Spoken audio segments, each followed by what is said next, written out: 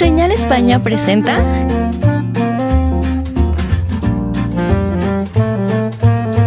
amenas pláticas de arte,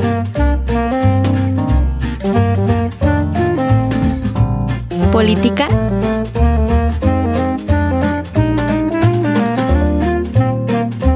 y cultura general.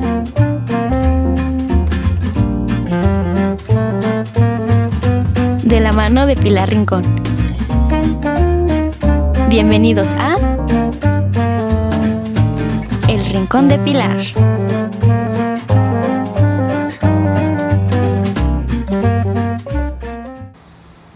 Amigos, buenas tardes, gracias por permitirme estar allí en sus hogares y gracias hoy a Joel, que nos va a hablar quizá del drama que hacemos todos los días, ¿sí? Porque el psicoarte yo creo que es algo que ponemos en más allá del conocimiento, creo que a todo mundo en algún momento se nos da. Pero Joel, yo te pediría, y quisiera empezar por eso, que nos hagas favor de presentarte tú. Sí, pues muchísimas gracias por la invitación, primeramente. Yo soy Joel Cimental González, yo soy médico cirujano, egresado de la Facultad de Medicina de la Universidad Juárez del Estado de Durango. También tengo una licenciatura en psicología, egresado de la Universidad Autónoma de Durango.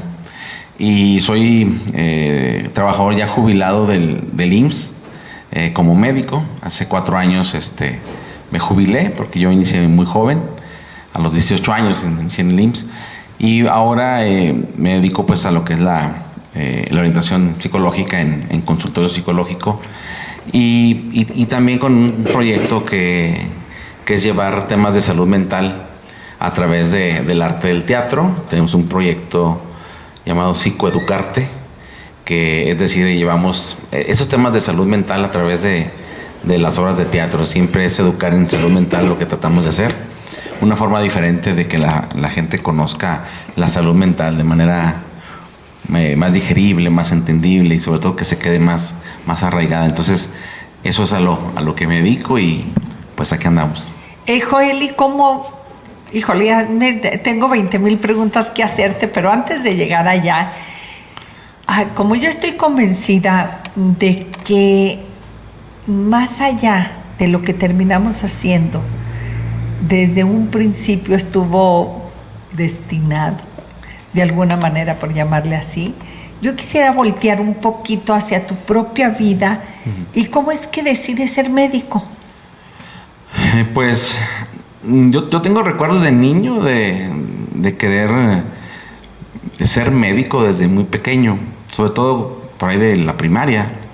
Había un médico que en aquel tiempo no sé si sería residente, sería interno, que pasaba todos los días por frente de mi casa. Nosotros en aquel tiempo vivíamos por la calle Dolores del Río, ahí casi en contraesquina de lo que es la escuela primaria Lorenzo Rojas, por ahí. Sí. Y yo estudiaba en esa escuela.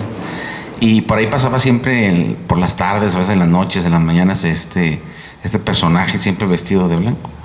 Y yo decía, pues, que yo quería ser médico. De hecho, yo no tengo familiares médicos. Antes que yo no hay familiares médicos. Entonces, pues, no era como, ahora sí que ya lo trajera porque lo vi o lo viví.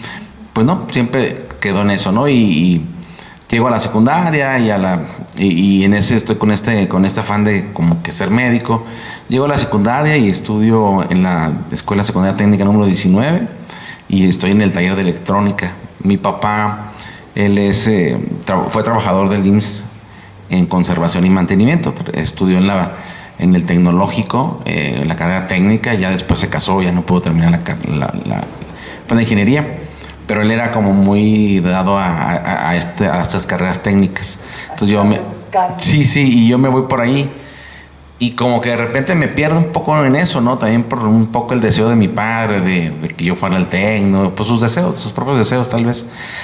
Y entonces por ahí yo me voy al CBT 89 a estudiar electrónica, pero me descubro que no es lo mío. Ya estaba como en cuarto, iba a pasar a quinto, iba a estar en quinto y decido salirme de ahí porque no me iba bien, pero no me sentía bien. No estaba, creo que yo, en el lugar correcto. Y decido salirme y irme a la preparatoria diurna de la UGED, donde inicio nuevamente a estudiar la prepa. En aquel tiempo no se podía revalidar así como años. Me revalidaban materias, pero tuve que volver a empezar desde el primer semestre. Entonces comienzo nuevamente la prepa en la preparatoria diurna. Y para mí fue maravilloso, porque ahí me sentía ahora sí como pez en el agua, disfrutaba mucho, y ahí todavía le agarré más el gusto por esto de la medicina. Te voy a interrumpir un poquito. ¿Cómo le dijiste a tu papá que te ibas a salir? Pues fue complicado, porque yo tenía, creo que ya durante todo el Cebetis, estar pensando que no quería estar a gusto, y luego de repente que me tenía que llevar algunas materias a extraordinario, porque evidentemente pues no era lo mío. Y fue complicado, o sea, hasta que yo me decidí a decirle, ¿sabes qué? No quiero esto, quiero estudiar medicina. Y se dio porque en ese tiempo a mi papá lo operaron de la vesícula. Y entonces ir al hospital a verlo y checar eso, fue como otra vez como que la vida, porque fíjate que qué hermoso testimonio. A veces nuestros chicos se basan por el título o por la carrera, pero nunca piensan cómo la van a ejercer, sí. Cómo es el movimiento, por ejemplo, de un hospital. Sí. Y tú lo debes de saber, que hay médicos que a la hora de salir, pero no toleran ni el aroma de los hospitales o ver la sangre. Es que nadie me lo dijo. Entonces tú empezaste por lo correcto, fuiste a ver la vida de un hospital. Sí, ahí con esta cirugía de mi papá, como que me reafirmó lo que yo venía pensando desde niño. Entonces en ese tiempo empecé a decir, tengo que decir que no estoy, que no tengo que armarme de valor. Se lo dije, y evidentemente pues se enojó, no le pareció. Él creía que a lo mejor ya no quería estudiar, ese era como su miedo. Es que tú ya no vas a volver a estudiar, es que no quieres estudiar. No, es que sí quiero, pero no quiero eso. Fue difícil un poco en ese sentido, como que lo fue aceptando con el paso de los años, porque me vio que me fue mejor en la prepa diurna, y de repente ya me vio que iba a salir, que iba para medicina. Entonces pues yo creo que ya ahí fue entendiéndolo, pero sí para mí fue complicado decirle, porque claro, no solamente era decirle porque me va a regañar, me va a enojar, sino era como también muy inconscientemente, como de alguna manera voy a traicionarlo, en el sentido de que no voy a cumplir su deseo, ¿no? Fíjate que también es que este es otro gran tema, no podemos evitarlo. Todos los padres, quienes somos padres, quisiéramos que nuestros hijos, más allá de que estudiaran lo que no quisimos, es que tuvieran el éxito que a lo mejor nosotros no pudimos tener, y obvio muchas veces está entrelazado con la carrera, ¿verdad? Sí, así es. Sí, no, y eso lo entiendo hoy, y eso era lo que yo creo, lo que él quería es que me fuera bien en la vida, de lo que fuera. Pero sí, bueno, él estaba más a esta parte técnica y pensaba que por ahí era. Y como yo me fui a eso en la secundaria, pues pensó que por ahí. De repente pues me di cuenta que no era mi lugar, y afortunadamente pues logré terminar bien mi preparatoria diurna.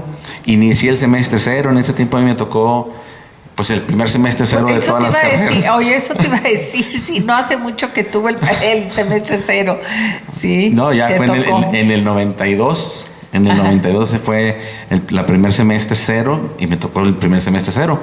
Me fue bien, y bueno, entré al siguiente semestre, a primer semestre, y ahí empezó ya ahora sí la carrera, y ahí también empezó lo complicado. No fue tan fácil. No es fácil. Tengo un médico en casa, así es de que sé que no es fácil. Y es una carrera de por vida, o sea, sí, no es como yo les digo, no es como cualquier otra carrera que sales y quizá ni regresas a la escuela ni a los libros, pero la medicina pues tienes que estar día a día. Ahí actualizándose, y fue más complicado para mí porque yo empecé a trabajar en el IMSS a los 18 años, que estaba como en segundo semestre de la prepa diurna. O sea, una vez que me salí y me fui a la prepa diurna, le pedí a mi papá que me diera la oportunidad de trabajar ahí, que me metiera para poder pues ganar mi dinerito, y que no gastaran ellos en mis gastos. También fue otro problema, porque él pues estaba renuente. Dicen, es que tú vas a dejar la escuela, y vas a dejar la escuela. No la voy a dejar, pero yo también quiero tener mi propia entrada de dinero y quitarte peso de encima en ese sentido. Y bueno, aceptó. Afortunadamente me dieron esa oportunidad de entrar a intendencia. Entonces en segundo semestre de prepa inicié en el IMSS como intendente, entonces trabajaba y estudiaba, entonces, y así a partir de ahí me la llevé. Empezaste a hacer ahí antigüedad y cuando terminas de médico regresas al seguro a trabajar como médico. Digo, te cambian de rama. Sigo trabajando y durante toda la carrera trabajando y estudiando, a veces se podía, a veces no. Fue complicado porque había un escalafón y de repente si no me presentaba a trabajar, no sé, unas quincenas, de repente me bajaba. Entonces así me la llevé. Entonces yo me la llevé así 10 años trabajando de intendencia. Fue complicado porque pues la carrera de medicina es muy pesada en ese sentido, de la carga de materias, y luego que va la vida hospitalaria, que vas del seguro al ISSSTE, te andas por todos lados, y aparte tener que trabajar fue complicado, pero hoy no me arrepiento porque fue la mejor decisión de mi vida, porque pues me jubilé joven, ¿no? Claro, pero dime, esto de cambiar de rama, digo, debe de haber sido difícil también para ti mismo, para el mismo personal del seguro. Ahora resulta que el que andaba de camillero de aquí de servicio, pues ya es médico. Sí, me imagino que fue. ¿Cómo transitaste ese paso? Yo lo viví muy natural y lo disfruté mucho. La verdad, creo que el haber estado ahí en intendencia fue una de las mejores experiencias, porque aprendes a valorar el trabajo de los demás, ¿no? Entonces, por muy insignificante que sea. No, y la verdad es que intendencia en los hospitales es básico, o sea, correcto. El médico más alto depende de intendencia para hacer un buen trabajo. Sí, sin duda, eso era algo muy interesante. Me ayudó en eso, me ayudó también a ser muy cumplido en mi trabajo. Si algo tuve es trabajar bien. Los jefes que tuve fueron siempre reconocieron el trabajo que hacía, porque trataba de hacerlo lo mejor posible. Entonces, la verdad, crecí mucho ahí. También crecí y aprendí en el sentido de poder obedecer a mis jefes, ¿no? Obedecer al superior. Esa parte fue interesante, poder tener, oye, vas a irte a tal lado, vas a lavar aquellos cómodos, vas a ir a aquel lado, pues vamos a hacerlo, ¿no? Pues así es mi trabajo. Y entonces en ese sentido fue muy padre, porque entonces empecé a respetar esas jerarquías que tenía que respetar como trabajador, ¿no? Entonces fue muy, muy interesante, fue de mucho crecimiento. Pero también quiero mencionar que había muchos compañeros de otras carreras de intendencia, pero que estaban, por ejemplo, que tenían amigos míos y compañeros que hoy son administradores de empresas, que son químicos, que son abogados. Esa camada fuimos bastantes que estudiábamos y trabajábamos de intendencia. Entonces fue muy padre encontrarme con ellos. Por eso creo que transité muy, muy bien, porque nos entendíamos entre todos, y entonces a mí ya no me decían Joel, de repente el doc, ¿verdad? Porque todo el mundo sabía que estudiaba, entonces, pero pues yo ahí andaba mopeando y todo. Pero fue muy padre, la verdad. Esa experiencia fue de mucho crecimiento. Termino yo la carrera de medicina, que son unos 5 años, y todavía no tengo base. Yo estaba en el lugar número 12 para una base, y se oía por ahí que iban a llegar bases, pero yo me tenía que ir a hacer el año de internado. Ajá. Que es un año pues ahí en el hospital. Ahí mismo lo hiciste en el hospital. En el seguro, como tenía yo, como yo era parte de ahí del seguro, pues pude hacerlo ahí. Pero antes de irme al internado, tenía que decidir si me iba al internado o pedía un año de permiso para ver si llegaba a mi base ya. Entonces decidí quedarme, meter un año de permiso, no irme al internado, y ese año laborar. En ese año que yo laboré, 3 meses antes de que se acabara el permiso, me llegó la base.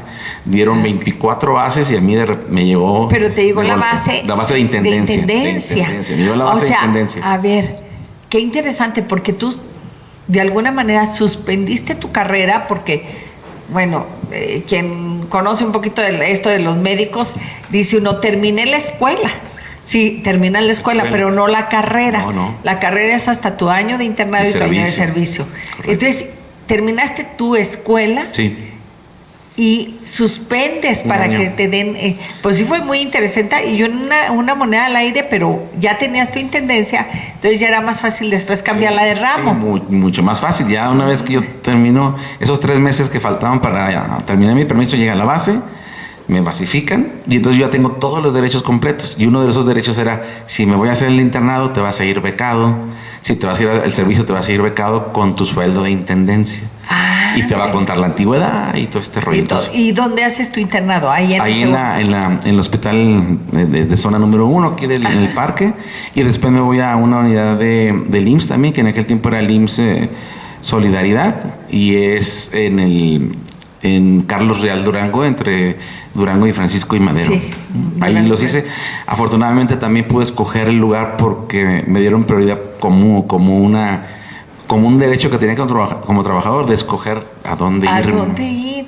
O sea, eso estuvo fabuloso. Sí. Yo creo que has de voltear atrás y dices tú, si los chavos supieran de lo que se pierden y de lo que pueden hacer, Sí. mientras estudias vas creando antigüedad, Sí. vas ganando prioridades, Correcto. vas ganando espacio, o sea, Sí. extraordinario. Sí, yo ya llevaba 10 años cuando yo hice el cambio de rama, ya llevaba 10 años ya. ¿Y no contaditos. hubo problema? No, cambié de rama. Presentas toda tu papelería, ¿Mm? ya soy médico. O sea, pues, cambio de me tengo rama por y luego médico. ya viene ahora sí, ¿dónde voy a trabajar? En el seguro, pero ¿dónde?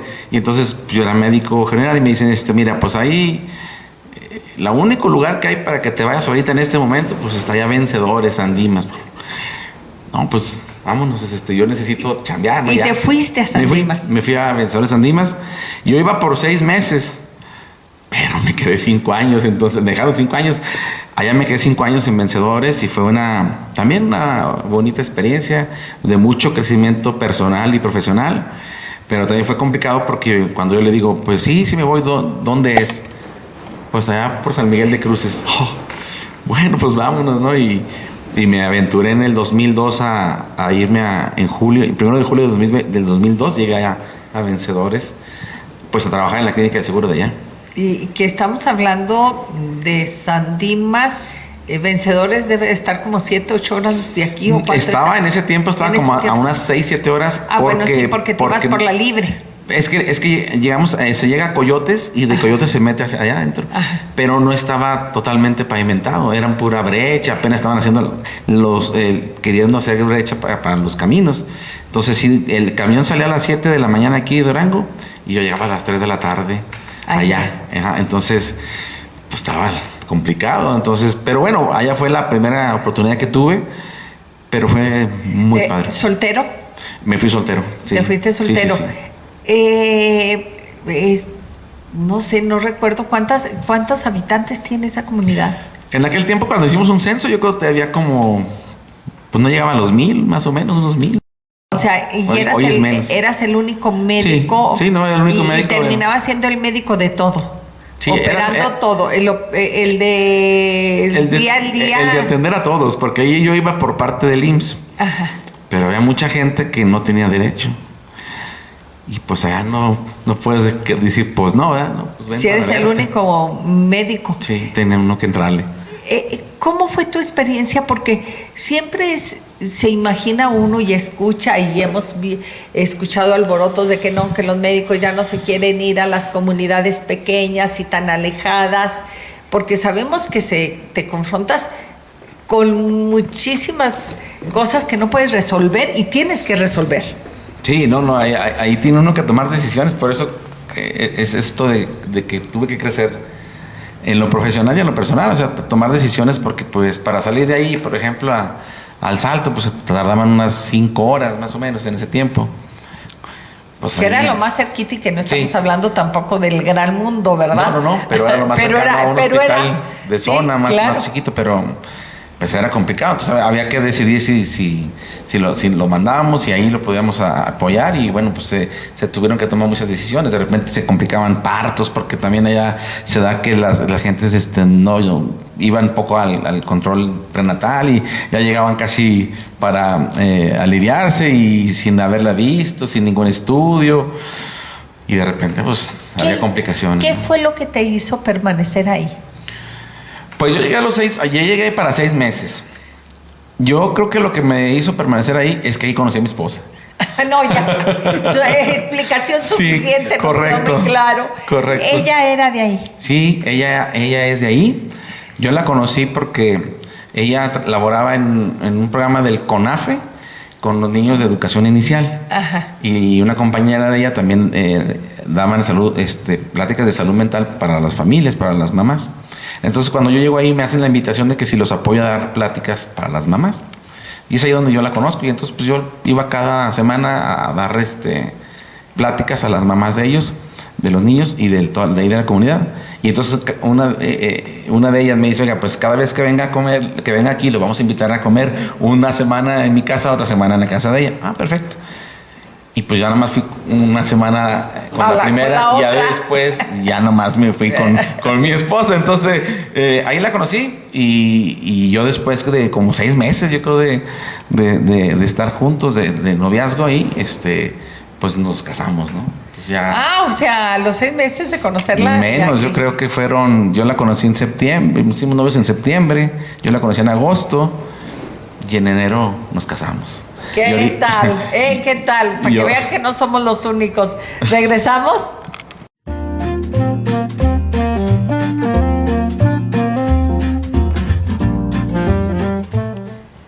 Amigos, estamos con Joel Cimental hablando de la vida apasionante de apenas vamos en la medicina. Entonces allí ya estoy creyendo que fue donde te enamoraste de la psicología. Ahí fue lo interesante, exactamente. Ahí fue donde empecé a descubrir que también quería ser médico, porque entonces quería ser psicólogo, porque también empecé a tratar pacientes con muchas problemáticas mentales, con muchas problemáticas a nivel emocional. Y pues para mí era muy difícil, porque solamente pues era escuchar y no sabía hacer otra cosa más que escuchar. Y creo que la gente me buscaba mucho por eso, porque los trataba de escuchar. Descubrí que podía hacer algo más que solamente dar un tratamiento farmacológico, sino también poder escuchar. Y ahí empezó como el gusanito. De repente me quise ir un poco por la parte de la psiquiatría, pero para mí era como decir, no, porque pues soy médico y psiquiatría tiene que ver con lo farmacológico. Yo quería que fuera algo diferente, meterme más a los procesos mentales, emocionales, más allá de ser un psiquiatra. Entonces yo decido mejor con el tiempo estudiar la licenciatura en psicología. Fíjate que creo que aquí yo creo que descubriste también esta sensibilidad e intuición que podías tener. Sí. Y ahorita que dices que al menos que sabías escuchar y a la gente le gustaba, yo creo que ya tenías un gran paso por delante, ¿verdad? Sí. De decir, sabía escuchar. Sí. No, y de hecho creo que ya después con el tiempo, cuando yo estudié psicología, que uno va a su proceso de terapia personal, descubrí que para mí eso de ser psicólogo creo que fue siempre. El problema es que no me había dado cuenta. Yo cuando era niño también tuve este pensamiento de tener 3 carreras. Yo decía, me gustaría ser médico, o me gustaría ser en ese tiempo actor, o me gustaría ser sacerdote. Entonces yo tenía esta cuestión. Pues fíjate que sí, ¿verdad? Sí, de la mano. Sí, entonces esa parte fue interesante porque mi mamá es católica y siempre nos metió a cuestiones de grupos juveniles, catequesis, todo ese tipo de cosas. Yo cuando era chavo, joven, que manejaba grupos juveniles, me daba cuenta mucho en la confesión, cuando iban así a confesarse, veía como, siempre me fijé en eso, el rostro de las personas cuando iban a confesarse. Y te inventabas las historias. Pues igual, ¿no? Las historias, sí. Y luego las veía abrumadas, ¿no? Al principio. Sí. Pero lo interesante era que cuando salían de ahí, de confesarse, como que el rostro les cambiaba. Y eso siempre fue muy interesante para mí. Y eso creo que era lo que me llamaba la atención. Yo decía que era ¿qué sucedía ahí? Sí, ¿qué sucedía ahí que transformara a la persona? Entonces yo decía, pues sacerdote, ¿no? Pero no, o sea, al fin de cuentas creo que descubrí que lo que yo buscaba era ser psicólogo. Lo que te gustaba era la transformación de la persona. Esa parte, es como vas con todo este peso encima, y que de repente cuando vas y te liberas y lo sueltas y hablas y encuentras por ahí quien te escuche, ahí donde se libera, y eso creo que era lo que a mí me gustaba, y entonces descubrí que pues era eso, que siempre lo tuve, simplemente como yo estaba muy apegado a esta parte de los grupos, pues pensé que era el sacerdocio, aunque a mí pues no, nunca me pasó por la cabeza. Ya después dije, no, sacerdote no, yo no lo hubiera armado, pero era esto, ¿no? Pero ahí lo descubrí también, la psicología, ahí en el rancho, ya en Vencedores, por todo ese tipo de situaciones. Y fue muy interesante darme cuenta de eso, entonces me acerqué ya a hacer que algunos cursos o que algunos diplomados, etcétera. Y fue del modo que empecé a adentrarte un poquito más. Pero yo estaba todavía allá. Yo allá, pues no, mientras estaba allá no podía yo estudiar, pero ya estaba metiéndome en cursos así, poco a poco. Ahí lo descubrí. Cuando yo me vengo de Vencedores, descubro mucho esta parte de la gente. Cuando yo les digo que ya me voy a ir, ya no voy a estar ahí, que 2, 3 días me voy yo a otro lado. ¿Cómo decides o por qué decides venirte? Me llega un cambio, yo metí un cambio, metí un cambio para moverme ya, pero yo lo había metido desde hace mucho tiempo y no se dio hasta ese tiempo, hasta cuando tenía que ser. Vámonos, me fui a Canatlán, me dijo, te vienes a Canatlán, y pues me despedí de la gente. La gente allá, yo siempre le decía a ella que era, dijo, ay, ustedes son pero como su clima, les decía yo cuando daba pláticas, son pero fríos. La gente es poco expresiva, poco expresiva de sus emociones, pero es muy buena gente, son buenas personas, son poco expresivas, o sea, la vida en la que han tenido por allá, pues se les dificulta expresar, ¿no? Entonces, pero fue muy buena gente conmigo. Al final, cuando yo me despido, de repente eran filas y filas. Yo decía, no, ¿qué? Para irse a despedir. Y fue muy interesante porque entonces ahí me afianza más esta querer ser psicólogo, porque entonces iban y se sentaban, oiga, vengo a darle las gracias por todo lo que hizo por mí. Yo ya no me acordaba de muchas cosas, ¿no? Me acuerdo cuando, ¿se acuerda que aquella vez que falleció mi niño? Y que, sí me acuerdo, pero no me acuerdo del otro. Entonces, yo lo que usted me dijo, y entonces empecé a decir, todos los que vienen, pues sí, no me están recordando por la pastillita que les di, por esta cuestión, sino por la parte emocional. Fíjate, ¿no? Ni siquiera me salvó la vida por la cirugía, nada. No, era como porque me escuchó, porque me entendió, porque me ayudó en esto. Y yo vi, pues chido. Claro. ¿No? De ahí entonces ya me digo, no, pues de aquí soy, ahora que me vaya para allá, pues voy a hacer lo posible de continuar con esto. Entonces ya me vengo a Canatlán a trabajar ahora sí también ya en Canatlán, ya más cerca, de lunes a viernes. Nada más que con horario así como mixto, pues todavía no podía mucho hacer planes nada. Pero seguía haciendo cursos ya más frecuentes. ¿Se vino tu esposa contigo? Sí, de hecho. ¿Ya tenían familia? No, de hecho mi esposa cuando yo la conocí, ella solamente tenía primaria. Ella no tenía más carrera, tenía primaria. Y cuando yo en el primer año que estábamos viviendo allá, yo la veía muy interesada y me agarraba los libros de medicina míos y se pone a hojearlos y a verlos. Yo la veía, no le decía, la veía. Le digo, oye, ¿por qué no te pones a estudiar? Digo, yo te veo muy interesada, eres muy inteligente, ¿por qué no estudias? Y me decía, no, yo no la haría, yo no soy buena para estudiar. Eres buena, mira que... Y entonces le decía, mira, no necesito una profesionista conmigo, me casé contigo por lo que eres. Claro. Pero yo te veo con todo este interés y te veo que a los niños tienes mucho tacto con los niños, ¿por qué no estudias? Y se animó, y entonces hizo carrera, porque entonces empezó a aventarse la secundaria abierta, y luego se aventó la prepa abierta, y luego una carrera técnica en puericultura, todo lo que tiene que ver con la educación inicial, y luego, después de que yo entré a psicología, al siguiente año ella entra también a estudiar psicología. Ya cuando están aquí, sí, aquí. ¿Vivían en Canatlán o vivían aquí en Durango? Vivíamos en Vencedores Andimas, y cuando me vine a Canatlán, vivíamos aquí en Durango. Yo no viajaba todos los días. Todos los días. A Canatlán todos los días.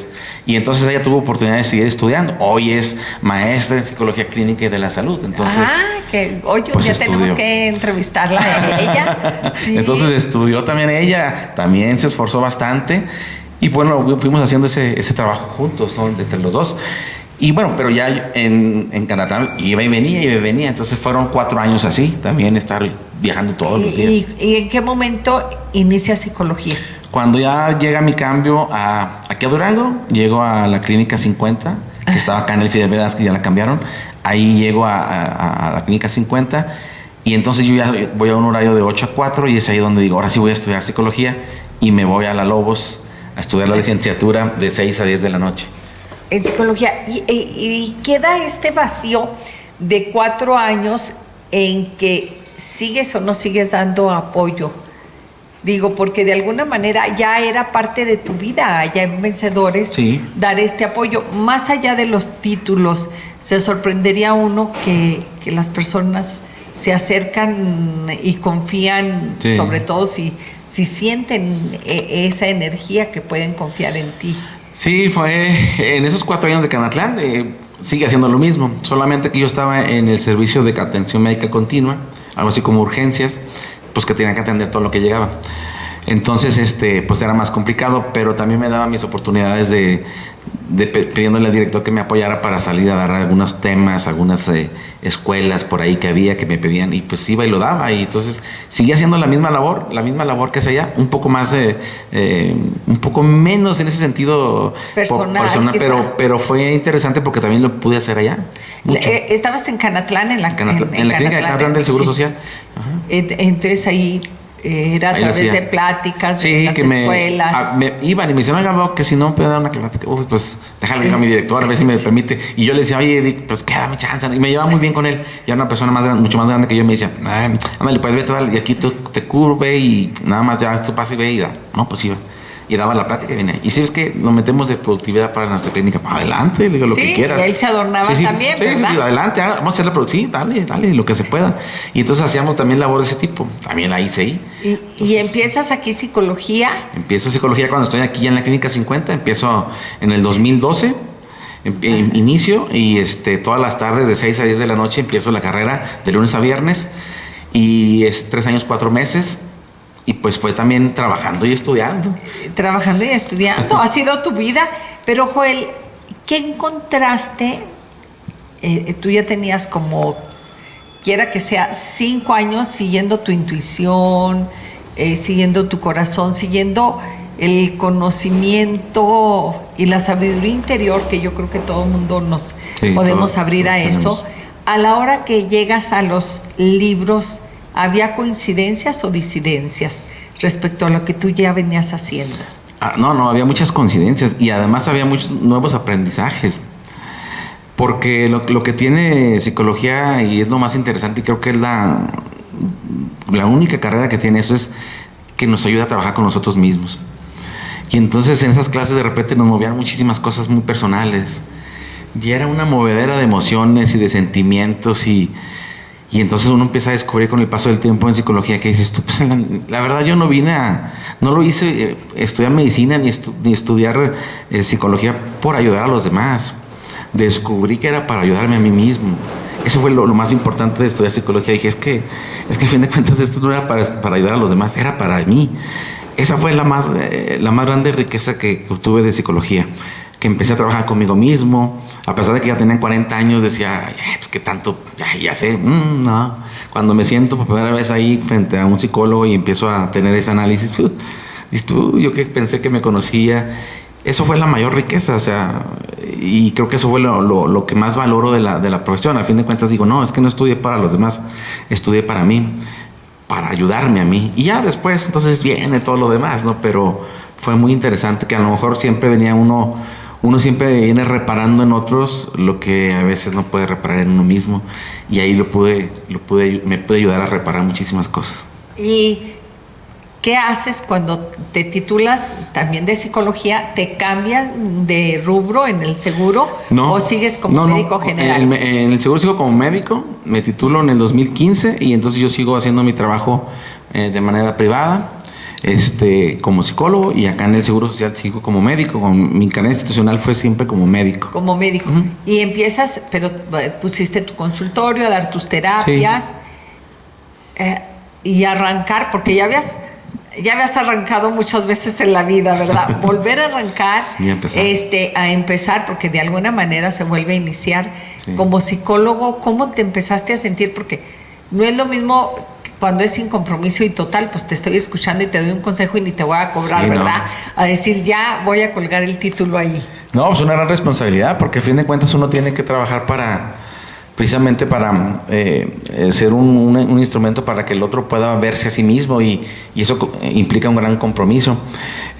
Sin embargo, gracias a la carrera de medicina y a todo lo que yo viví como médico, pues desarrollarme como psicólogo fue todavía mucho más fácil, porque entonces ya no tenía este miedo y este pánico escénico con un paciente como al principio como médico. Sí, ya entonces, habías pagado ese no, precio. no, entonces ya era diferente, o sea, creo que medicina vino a ayudarme en muchos aspectos. De hecho, gracias a la medicina, soy lo que soy, tengo lo que tengo, por ella, todo. O sea, entonces ella me dio esto que soy hoy, entonces afortunadamente ser psicólogo simplemente me ayudó más a trabajar conmigo mismo, y entonces puede ser un buen instrumento para el otro, para que pudiera verse en un espejo, reflejarse y entonces ver ahí lo que pudiera cambiar, lo que no pudiera cambiar, pues aceptarlo, y eso es lo que he hecho hasta hoy. Joel, es ayudar al otro, pero antes ayudarte a ti, Sí, como bien lo has sin dicho. duda. Pero la psicología va más allá. Tú te metiste en este drama del psicoeducarte. Sí, y es otro drama, porque es educar en salud mental, y es ahí donde está más complicado, porque hay que trabajar con el estigma de la salud mental, con el estigma de la gente, ese está loco, esa está loca, el que va al psicólogo o al psiquiatra está loco. Ese es otro drama, porque hay que empezar a enseñar a la gente, a educarla en ese sentido, a que conozca realmente lo que es la salud mental. Y pues psicoeducarte por eso nació, ¿no? Para llevar esta información de manera más ligera, más entendible, pero a fin de cuentas termina en educar también. Pero, fíjate, creo que ahorita en la actualidad hay un gran dilema, porque si nos vemos físicamente, difícilmente escapamos a la perfección, o sea, no somos perfectos. ¿Qué crees? Yo tengo una uña enterrada, no, hombre, en la noche me duele la rodilla. Desde los niños difícilmente se escapan de tener alguna parte, y no digo yo ni en deterioro, ni enfermo, pero sí vulnerable, llamémoslo así. Sí, desde que este niño está malnutrido, desde que nos suben a la báscula, pesa más o pesa menos, o sea, y no nos causa ningún problema. Pueden ir con el pediatra y les va a decir, no, hombre, su niño está desnutrido, pero fíjese que aparte de desnutrido, resulta que necesita plantillas porque camina chueco, y ¿qué cree? Necesita hacer el ejercicio. O sea, y le pueden decir a uno de mamá una lista de 10 cosas que físicamente necesitamos corregir o medio componer, y no hay ningún problema, ¿eh? Correcto. Es más, y puede llegar hasta la cirugía, y le hago la circuncisión, le hago la hernia del ombligo, le hago las amígdalas, y de una vez, no sé qué otra cosa, ¿sí? Y no hay ningún problema. Sí, doctor, aproveche y le operamos de todo y hágame el paquete. Y uno de mamá ni se angustia, no pasa nada. Ah, pero que te digan que parece que algo de su comportamiento cae dentro de ahora lo tan politizado, no sé ni cómo llamarlo, el espectro autista, porque digo, yo el otro día que estaba viendo todo lo que conlleva, yo digo, no, yo creo que yo siempre he sido autista y hasta ahorita me estoy dando cuenta, ¿verdad? Sí, o sea, que no te digan cualquier cosita de estas, porque no, ¿cómo? Ahí sí protestan y se enoja uno de mamá con el médico, que te digan que necesitas ir con el psicólogo, para nada, con el psiquiatra menos. Entonces yo creo que esto a mí me llamó, y le soy honesta, cuando leí algo sobre Joel, esto de psicoeducarte, yo digo, es que así como nos dicen, te puedes enfermar de cualquier cosa, y al niño a los 30 días obligatoriamente hay que estarlo llevando con el doctor de recién nacido hasta los 6 meses, y luego cada 3 meses, y luego sus vacunas, así deberían de decirnos, cuida tu salud mental. Sí. Y quizás si cuidamos nuestra salud mental, tendríamos menos problemas con nuestra salud física. Sí, y tendríamos menos problemas familiares y menos problemas sociales, y evidentemente es esto, es el estigma, ese peso enorme que se le ha dado a la cuestión mental. Y no desde ahorita, de toda la vida, De ¿no? toda la vida. Ahí escritos, hasta en los escritos más viejos en la Biblia, etcétera, estas partes de los demonios, ¿no? O sea, esa parte interesante tiene un peso enorme. Tiene un peso enorme, pero va más allá de nuestra cultura. ¿Regresamos?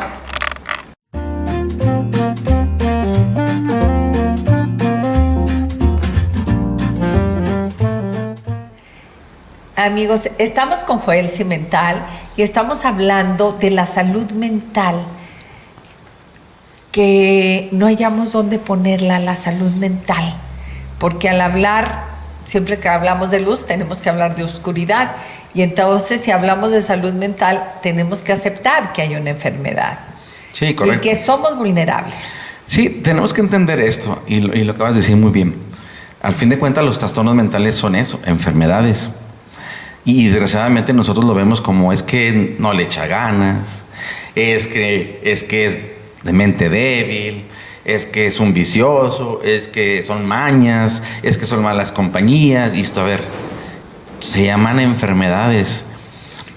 Y también el cerebro se enferma, así como se enferma cualquier órgano de nuestro cuerpo, el corazón. Y cuando se enferma el corazón dan arritmias cardíacas, insuficiencia cardíaca, problemas de isquemia, infartos. Pues cuando se enferma el cerebro, da depresión, ansiedad, adicciones, trastornos de personalidad, esquizofrenia, trastornos psicóticos, etc. Eso es enfermedades mentales. El cerebro, como órgano, se enferma. Y entonces las enfermedades mentales tienen un sustrato biológico, es decir, tienen factores de riesgo biológicos. Hay alteraciones a nivel de la estructura cerebral, alteraciones a nivel de sustancias que se llaman neurotransmisores, que son sustancias que nos ayudan a sentirnos con mucha energía, con mucho ánimo, se alteran. Hay alteraciones porque vienen desde la parte genética, enfermedades como la esquizofrenia, el trastorno bipolar, que tienen una carga genética y que así como se hereda la presión alta y la diabetes, pues también se enferman de esquizofrenia y de trastorno bipolar por herencia.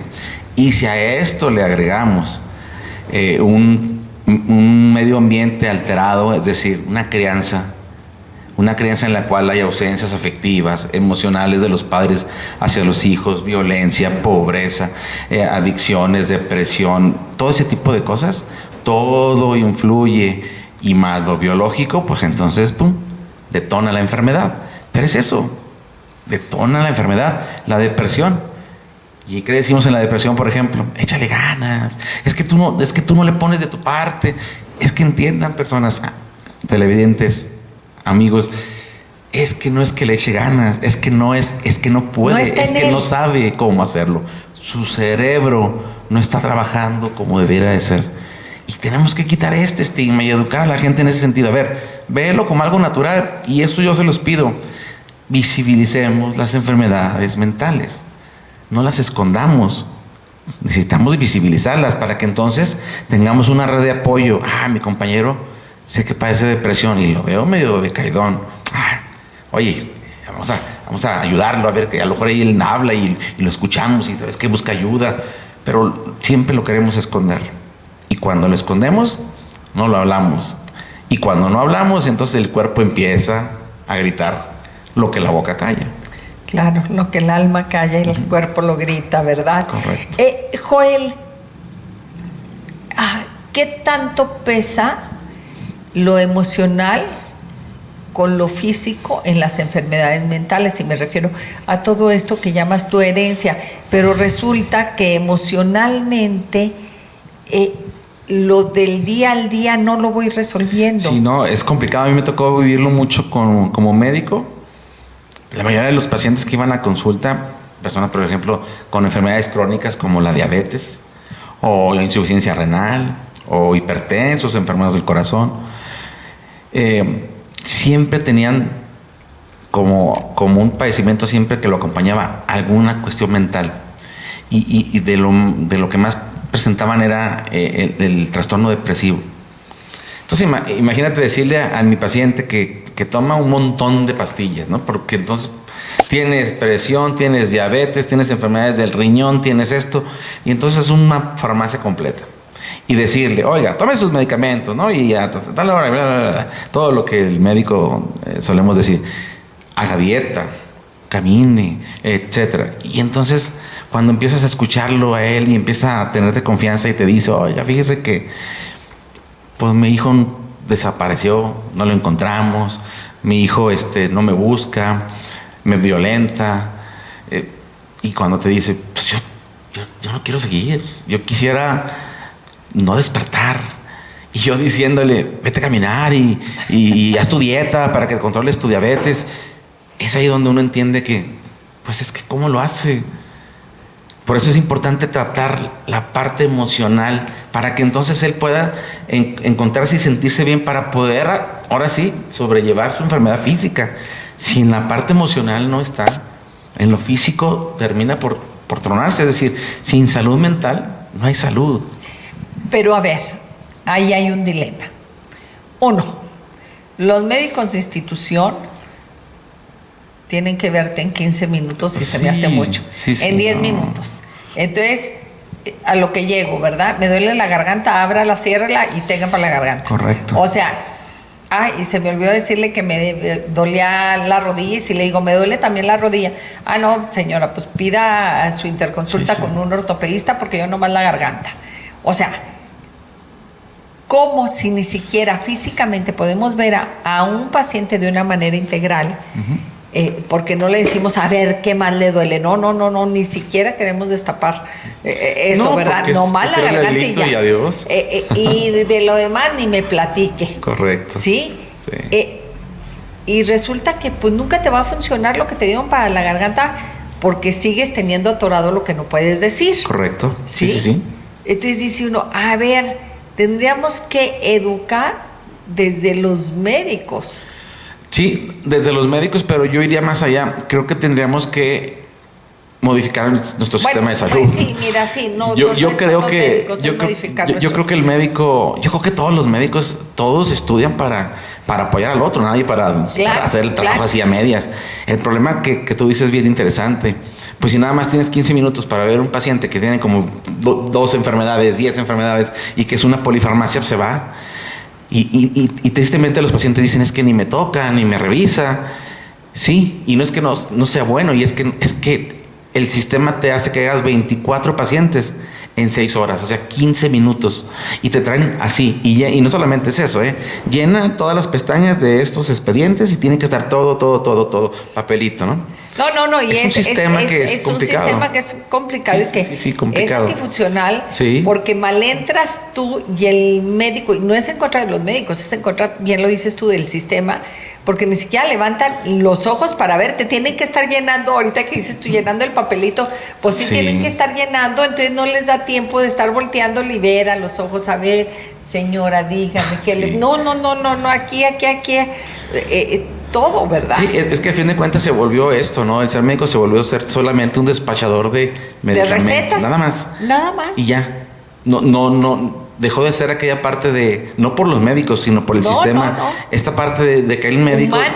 Humana, donde pudieras ir a tener ahí y poder desahogar y decir lo que se siente. Y el otro médico, vente, te voy a apoyar de esta manera, de la otra manera, pero ese es el problema, Ese es el problema, digo yo, a mí ni me extrañaría que, y más pronto de lo que nos podamos imaginar, que un día llegue yo al seguro y aplaste, ¿qué le duele? La garganta, ¿cuántos que súbase a la báscula? ¿Cuánto pesa?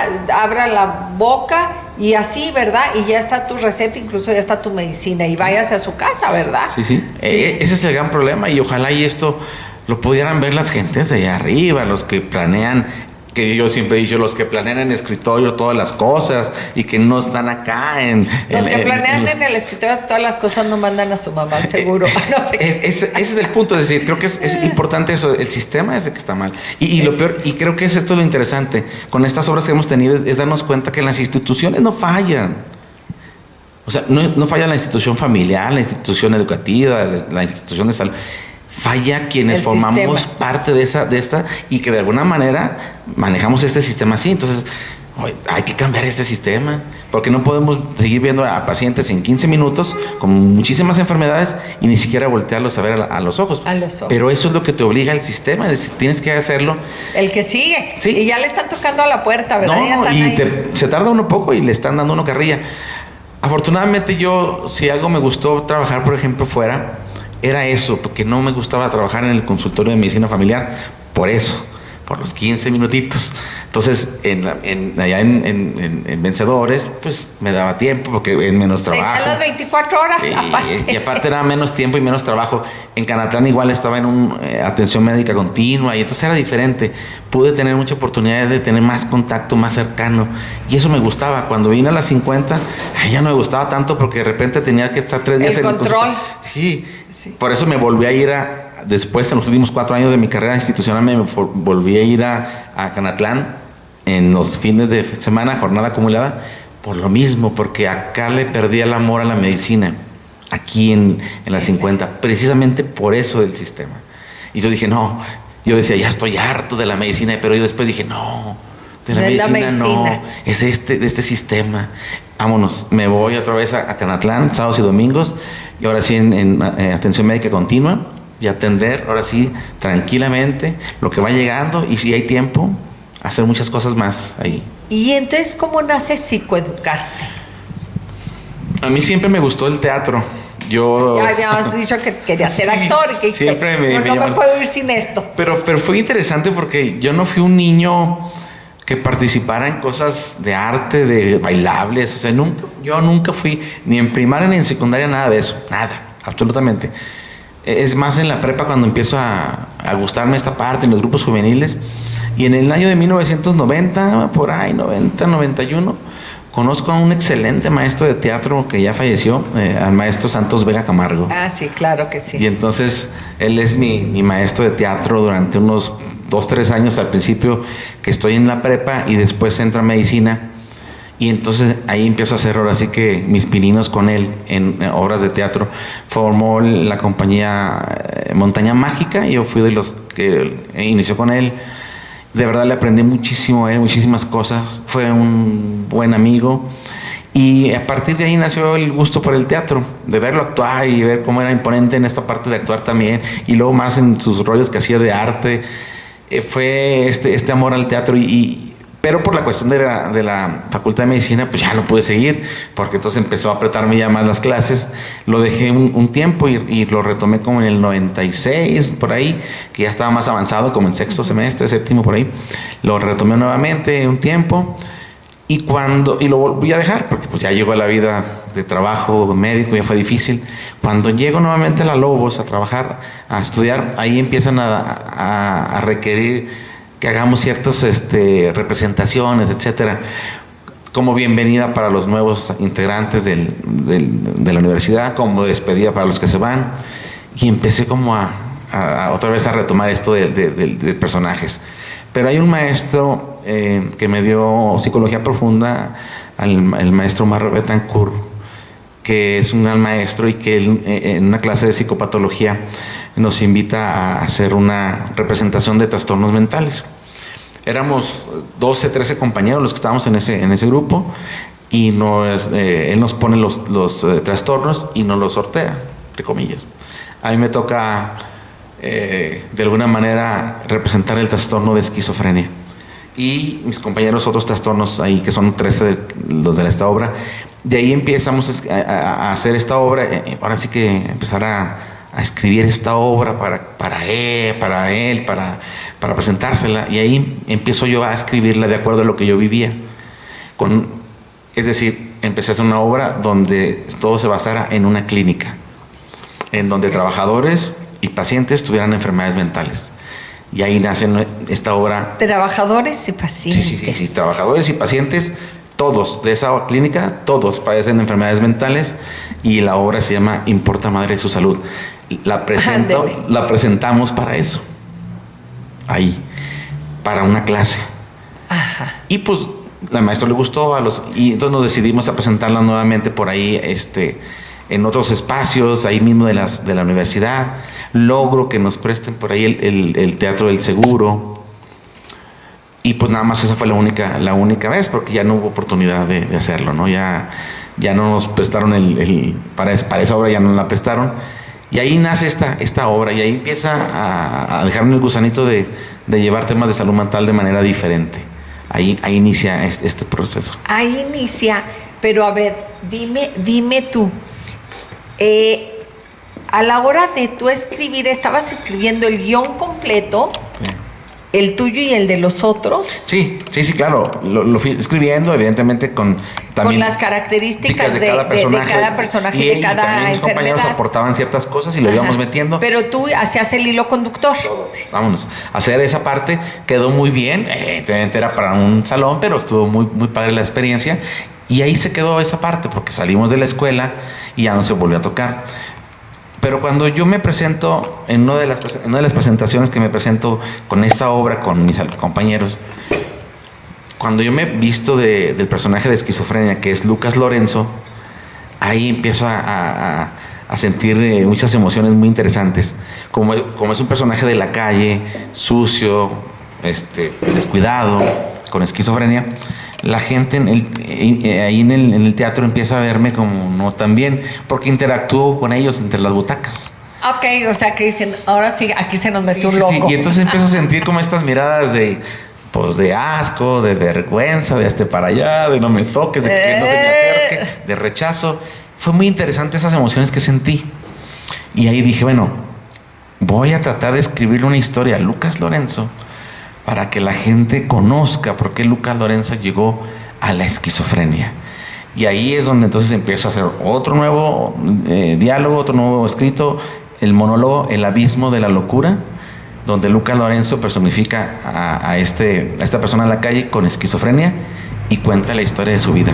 Ahí nace el segundo monólogo, o la segunda. ¿Y lo has presentado? Sí, no, ese es el más famoso, porque tengo 231 representaciones. Y yo no te he ido a ver, ¿cómo es posible? Pues un día... tienes que invitarnos a la próxima vez, y si nos das permiso hasta grabarlo para correcto, que el público lo conozca, porque esto es interesante, porque hay un fondo de esto, porque la verdad es que usted y yo en la familia, y tenemos conocidos que decimos, algo le pasa, algo tiene, algo sucede. Es más, no te le acerques, porque por ahí usamos en la familia una frase, está ideadito, está ideadito. Hicimos, y no saben ni qué, pero sí sabes que algo, que algo sucede. Sí, por eso nació este monólogo, para enseñar a las personas. Lucas Lorenzo, él se llama Lucas Lorenzo Alegre, y es una persona con esquizofrenia. Cuenta su historia de vida muy interesante.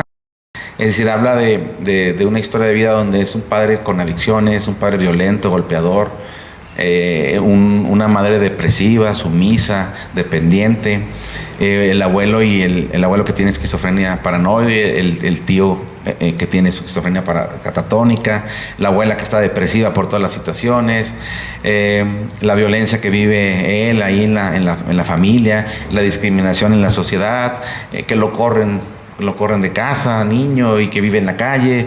Y esta es una historia que mueve muchísimas emociones, y que la gente se identifica mucho con Lucas, porque yo siempre he dicho, creo que todos somos Lucas Lorenzo, no en la enfermedad, en lo que él vive. Y eso es lo interesante de este monólogo.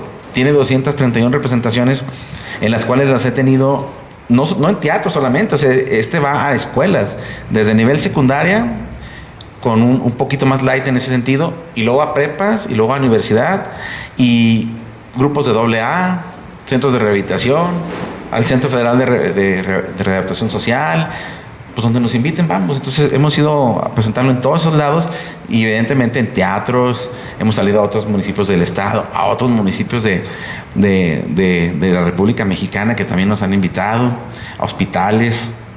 Ha sido un trabajo bien arduo en el sentido de llevar la información de ese ¿Cuántos tipo. Años tienes que tienes puesta con esta? El monólogo de la misma locura, empecé en el agosto de 2017, pero paramos 2 años por la pandemia. Ajá. Todo el 2020, todo el 2021, y lo retomamos en el 22. Llevaríamos más, pero pues por esa situación lo paramos. En su momento hicimos como unas 15 representaciones ahora sí que en línea, pero ya tengo, ahora sí que casi 7 años, quitando los 2 años de pandemia. De pandemia. 5 años, como quien dice. Y yo quisiera que nos contaras, después de este corte, qué necesitamos o qué se necesita hacer para solicitarte que hagas esta representación. ¿Regresamos?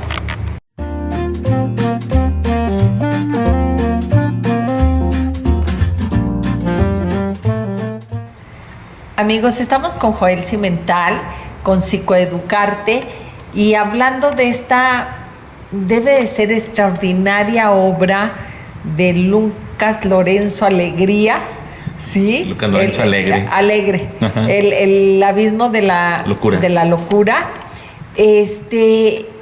Que es un monólogo que tú haces.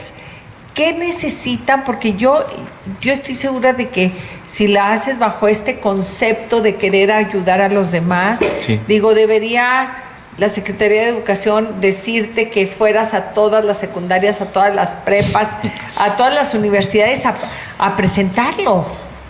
Pues lo que se necesita es voluntad de querer conocer sobre la salud mental, de la voluntad de querer llevar información a las personas. Yo este trabajo lo he hecho solo porque no dependemos absolutamente de nadie. Nosotros hacemos este trabajo de manera voluntaria porque nos gusta, porque amamos el arte, el teatro, porque somos psicólogos, y también para nosotros es importante, como los médicos, la parte preventiva. No solamente la parte curativa, sino la parte preventiva. Si puedes prevenir las enfermedades a tiempo, hazlo. Y es lo que queremos con Psicoeducarte. Entonces, lo que necesitan las personas es ponerse en contacto conmigo, y nosotros vamos a presentar la obra. La presento yo donde sea, porque afortunadamente, como soy jubilado, pues tengo el tiempo de hacerlo, no tengo problema en ese sentido. No pues, necesitas escenario especial, no necesitas absolutamente nada. Es una persona en la calle, entonces, es decir, donde sea se actúa. Lo que tú comentaste es bien interesante, es decir, a veces hace falta que las instituciones, o más que las instituciones, los que forman las instituciones, abran un poquito más como que el abanico de posibilidades. Yo he ido a muchísimas escuelas secundarias, primarias, hay en primaria no lo presento para niños, solamente para padres, en secundaria sí para niños y padres, por invitación de los mismos maestros, porque ya me vieron una vez y quieren que vaya a sus escuelas, y voy sin ningún problema. No solamente aquí, me han llevado a otros municipios y hemos ido, pero jamás ha sido por una institución, porque de repente las instituciones también se cierran esa parte. Por ahí como que sienten que invaden el espacio. Pues no sé, pero yo he llevado oficios ahí, llevé un oficio para decir, oye, pues ahí está, mira, para escuela de padres, mira, ahí está, anímate. Le hablamos, y ese le hablamos, pues no. Afortunadamente nosotros seguimos haciendo nuestro trabajo, seguimos tocando puertas, seguimos haciendo, la gente ya nos conoce, y es un monólogo muy interesante, muy, muy reflexivo. Y que estas obras se tratan de eso, de moverse, de que se mueva. La otra que tenemos, la de esta obra cómica de trastornos mentales, son 13 trastornos dentro de una clínica. A ver, háblanos de el narcisista, trastorno narcisista, una doctora; trastorno dependiente, una enfermera; trastorno histriónico, el asistente de la doctora; el de la farmacia, trastorno antisocial de la personalidad; y luego los pacientes, el obsesivo compulsivo de limpieza; los pacientes, el trastorno depresivo, el trastorno de uso de sustancias, el trastorno de la conducta alimentaria, el trastorno esquizotípico, el trastorno evitativo de la personalidad, el trastorno límite de la personalidad, el trastorno de ansiedad por enfermedad médica o hipocondría, y la esquizofrenia. Y son 13 trastornos dentro de esta unidad médica. Entonces está bien interesante porque es comedia, y desde que inicia hasta que termina la gente ríe. Claro, ya me imagino a que está limpiando, obsesivo compulsivo, y quítese y no te deja ni pesar para volver a limpiar. Pero fíjate que ahora sí que, aprovechando que estás aquí y que nos los dijiste rapidísimo, yo quisiera, a veces oímos hablar del narcisismo. Y resulta que ustedes se van a dar cuenta que toda la vida hemos tenido una idea equivocada. Sí. Háblanos un poquito, todavía nos quedan 2 segmentos de 20 minutos, así es de que sí tenemos 2 minutos para para cada trastorno. Háblanos un poquito de ellos. Pues el trastorno narcisista de la personalidad tiene que ver con un sentido de grandiosidad, ¿sí? Para la gente pueda entenderlo, es esta parte del síndrome del yo-yo, ¿no? Yo, y esta parte del sentido de grandiosidad, con una sensación siempre muy interna de sentirse muy pequeño, y por lo tanto es esta grandiosidad como reflejo a Para esto que que me siento. vean. Sí, claro. Y es muy interesante esta parte del narcisismo. Siempre es, esas personas siempre tienen de alguna manera esas fantasías de tener contacto con personas mucho más grandes que cualquier persona. O sea, yo no puedo tener cualquier amigo si no es un político o un afamado artista. Esta parte, ¿no? De siempre querer en la fantasía de estar acá arriba. Pero también son personas que son muy dadas a, de alguna manera, pisotear los derechos de los demás en ese sentido. Entonces siempre se valen del otro para alcanzar sus metas. Me llamó la atención porque pusiste este papel del narcisista a la doctora. Sí. Digo, la verdad es que con la pena contigo, porque eres médico, y con la pena con mi esposo que es médico, pero yo digo que la mayoría de los médicos tienen el síndrome de que es Dios, y luego ellos y luego ya la humanidad. Correcto. Sí. Bueno, al fin de cuentas no por eso lo pusimos, no por nada lo pusimos. Sí, tiene eso un sí, fin. Tiene un fin. Evidentemente Tiene un fin. que tenemos una personalidad en ese sentido que se nos forma desde la facultad, en esta parte de la competitividad, de creer que tengo que competir con los demás, en tener más, en ser mejor, Pero sobre todo que si no lo puede resolver Dios porque no baja, no. Ustedes sí lo pueden resolver. Sí. Había unos maestros. Aquí no hay 10. El 10 es el de Dios, y luego el 9, y de ahí para abajo, pues todo lo demás. Entonces, de esa parte está bien interesante, esta parte narcisista. Sí tenemos esta característica.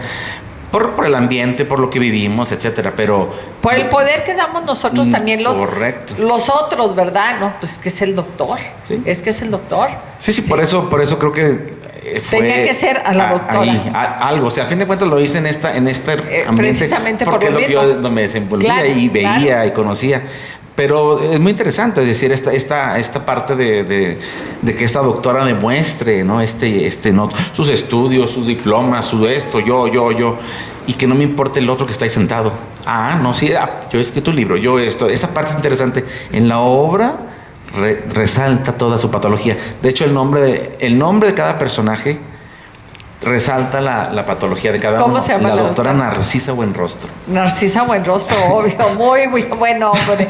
y cada una de los personajes tiene un fragmento de una canción que también resalta su padecimiento. Ándale, ¿y esa cuál es? Hay una canción en inglés que se llama Simplemente Irresistible.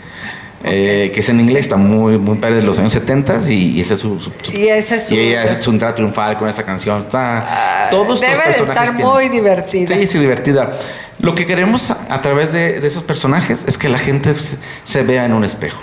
Claro, y todos debemos de tener de todos. Sí. En Cuando menor son o mayor rasgos, grado. lo tenemos de todos, Sí. pero cuando hay un trastorno nos fijamos en uno en especial. Y eso es lo que queremos, que la gente se dé cuenta de eso. Y uno pensaría, pues van a ir a decir, así están en el seguro, en el ISSSTE, en la secretaría. No, la gente no se va con esa idea, la gente se va diciendo, me parezco al de la farmacia, me parezco a tal, mi mamá está igual que... Y empiezan, seguramente acomodamos todos los personajes. Sí, es una riqueza. Mío. Sí, esa es la riqueza de la obra. Claro, y conocer un poquito a fondo estos trastornos. Sí, de hecho siempre en nuestras presentaciones, en esta en específico, siempre nos hacen el favor de prestarnos lo que es la Sala de Arte de Dolores del Río, donde antes era el Cine de Dolores del Río, sí. Que ahora es el Sindicato Único de Trabajadores de la República Mexicana, de los electricistas. Nos prestan siempre el recinto para que la obra sea de manera gratuita, y lo presentamos una vez por mes. Ahí en las entradas de los pasillos siempre ponemos la información de cada padecimiento. Trastorno narcisista y todas sus características de sintomatología. Trastorno antisocial, todos. Para que la gente, antes de entrar, llegue, lea cada uno. Y entonces se presenta una vez al mes. Nos presentamos una vez al mes con esa. Sí. Dinos qué día. Bueno, ahora tenemos una primicia. Porque hemos llegado a... No nos imaginamos que fuéramos a llegar ahí a ese lugar, pero vamos al Teatro Victoria. El 23 de junio, a las 6 de la tarde, también con entrada gratuita, domingo 23 de junio, pues con esta obra Importa Madre su Salud, al Teatro Victoria. Esa será la siguiente presentación que tendremos en un mes más. Claro, entonces tenemos que ir en un mes, el próximo mes, el 23 de junio a las 6 de la tarde en Teatro Victoria. ¿Gratuito? ¿Tenemos que recoger boletos antes o como vayas llegando? Como vayas llegando, totalmente gratuita. Y aquí sí queremos agradecer al director del ICED que nos dio la oportunidad de presentarnos ahí. Evidentemente al director, sí, al maestro Francisco, al director también de ahí de los centros de los eventos que manejan los centros de tanto el Teatro Ricardo Castro como Victoria, como el de la Juventud, y evidentemente también al maestro, el director ahí encargado del Teatro Victoria, pues por esta gran oportunidad que nos brindan para presentarnos, porque déjame decirte que la compañía Psicoeducarte, pues en realidad no somos una compañía de teatro como tal, o sea, la gran mayoría, bueno, todos, excepto una persona que sí tiene un poco de tablas en esto porque ha estudiado algo de esto, todos los demás es la primera obra que hacen en su vida. Y la mayoría de mis compañeros y compañeras son psicólogas. Pues más interesante todavía, porque saben perfectamente el papel, ¿verdad? Sí, precisamente esa es la intención. Claro que también hay otros personas que son jubiladas, personas que tenemos contadoras públicas, tenemos estudiantes de medicina, de arquitectura, de psicología, tenemos empleados, tenemos ahí una diversidad, tenemos una adolescente, una Lluvia, la más pequeña que tiene 12 años, y todos participando con la finalidad de llevar un mensaje de salud mental de manera diferente. Entonces no somos del mundo del teatro y estar en el Teatro Victoria con esta gran oportunidad para nosotros es un gran triunfo que venimos trabajándolo desde hace mucho tiempo. O sea, hemos tocado puertas por muchos lados y lo he hecho yo a través de Lucas Lorenzo, y ahora lo estamos haciendo y estamos recogiendo frutos con esta obra. Y pues sí, los invitamos, 23 de junio, Teatro Victoria. 23 de junio, Teatro Victoria. 6 de la tarde. 6 de la tarde, totalmente gratuito. Pero yo creo que esto va a ser también un parteaguas para que muchas de las personas que te vayan, los vean, los conozcan, los puedan invitar a otros espacios. Sí. Porque es una compañía de teatro que sin ser profesionales hace teatro, pero que no tiene sueldo, que no gana nada, que lo hacen ahora sí que por amor a la psicología y al arte. Sí, lo hacemos de manera voluntaria, gratuita, y pues evidentemente que si después llega apoyo, pues bienvenido, pero todos se esfuerzan para hacerlo de lo mejor, y creo que cuando lo ven dicen, pues ni parecen nuevos, porque lo han hecho muy bien. Esta representación que vamos a tener en junio ya sería la 12 de esta obra. De esta obra. Ahorita que estabas hablando de las diferentes, de las 13 patologías, ¿cómo convencernos al público en general que todas las patologías son susceptibles de tratamiento y de corrección? Porque uno dice, ay, sí, es narcisista, ay, sí, no, hombre, iba a decir mi mamá, pero se me puede ofender. Siempre tiene que estar todo extremadamente limpio, ¿verdad? Y me puedo descubrir en muchas, pero yo digo, no las veo como patologías, las veo como características. Es que, ¿qué crees? Así soy yo, pues si quieres, Sí, tenemos que entender que, por ejemplo, los rasgos de personalidad, la personalidad está formada por dos partes importantes: el temperamento, que se hereda, que eso ya lo traemos de la familia, que se hereda lo introvertido, lo extrovertido, y la parte del carácter que se aprende con el diario vivir de todos los días, lo que vamos viendo con los padres durante toda la educación, durante la infancia, etcétera. Ahí se va formando todo, carencias, todo ahí vas formando esta parte del carácter. Ahora, los rasgos de personalidad son características en la forma de pensar, de sentir y de actuar de una persona. Normales, rasgos, y entre estos rasgos podemos tener todos estos que comentamos: el narcisista, el histriónico, el antisocial, el obsesivo compulsivo, el evitativo, el esquizotípico, el esquizoide, lo que es el trastorno dependiente. Entonces, son rasgos, es decir, tenemos algunas características de ciertas personalidades, pero son normales. O sea, es normal que hasta los rasgos, porque esos se pueden modificar más fácilmente. Esto no me gusta tanto. Sean rasgos, en rasgos. que uno mismo se da cuenta, no, ya no quiero ser dependiente. Y empieza uno a poder modificarlo a través de terapia, etcétera. Pero son rasgos que todos tenemos. Sin embargo, se convierten en trastornos cuando estos patrones son consistentes, son irreversibles y está complicado como modificarlos. Para eso necesitas ahora sí un tratamiento específico con terapia, con tratamiento farmacológico, y aún así algunos sería muy complicado tener logros, pero sí hay. De los más complicados es el antisocial. El antisocial, la gente piensa que es como el antisocial es como yo no tengo ganas de salir, yo no quiero salir, quiero estar encerrado. No, ese es asocial. El antisocial es el que está en contra de la sociedad, en contra de las normas, de las reglas, de las leyes. Y entonces aquí entran pues todo este tipo de situaciones, la persona sociópata que se hace a través del medio ambiente, el psicópata que nace por la herencia, pero que son personas que siempre van a dañar los derechos de los demás. Ese es el antisocial. Ese es complicado porque es el que delinque, el que roba, etc. Y entonces ahí eso es más complicado de modificar, pero hay ahora nuevos estudios y nuevos tratamientos que pudieran ayudar. Pero hay otros que son más flexibles en el sentido de poder tratarlos, pero todos tienen esta oportunidad de modificar ciertas conductas. Habrá otras cosas que no podrás modificar, pero que puedes decir, ya sé de dónde viene y ya sé cómo puedo controlar por lo menos esta situación. Eso es lo importante. Dime, una característica cuando notamos que ya se acentúa un poquito más, es cuando dice uno, bueno, es que antes era así, pero ahora ya es más. Sí, y ya. le achacamos a la edad, le achacamos a 20,000 circunstancias, pero puede caer, no es que siempre lo tengas, puede caer en lo patológico. Sí, cae en lo patológico cuando estas situaciones empiezan a causarte conflicto en todos los niveles, a nivel personal, a nivel familiar, a nivel social, laboral, etcétera, donde entonces dices, este cuate es bien conflictivo, este cuate, la gente le dice, cómo es voluble, ahorita está bien contento, mañana está bien enojado, está enojado ratito, el rato está alegre, y hasta la gente le pone este mote, es bipolar. No es bipolar. Tal vez sea un trastorno límite de personalidad y tiene fluctuaciones en los estados de ánimo, pero cuando ya te causa problema a nivel familiar, laboral, social, dices tú, esto ya no es bueno, ya no es sano.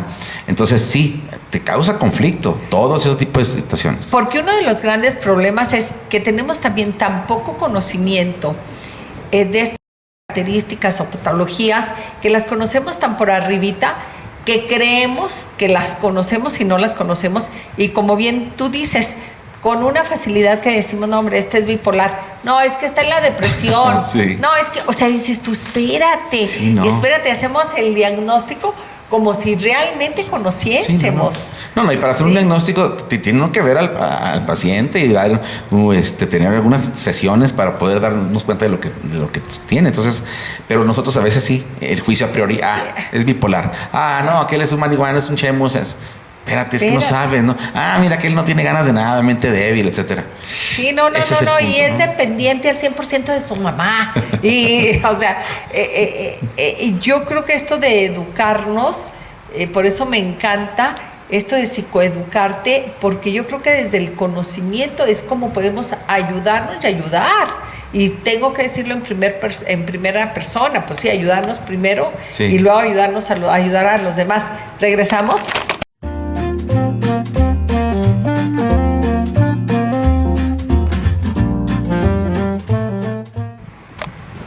Y estamos con Joel Cimental hablando de psicoeducarte, una parte que nos pudimos haber saltado en primaria, secundaria y en cualquier profesional, pero yo creo que ya ahorita, en estos tiempos, a estas alturas de la vida, todos tenemos que psicoeducarnos, porque es el pan de cada día. Y yo lo decía al principio del programa, ahora resulta que han salido una variación.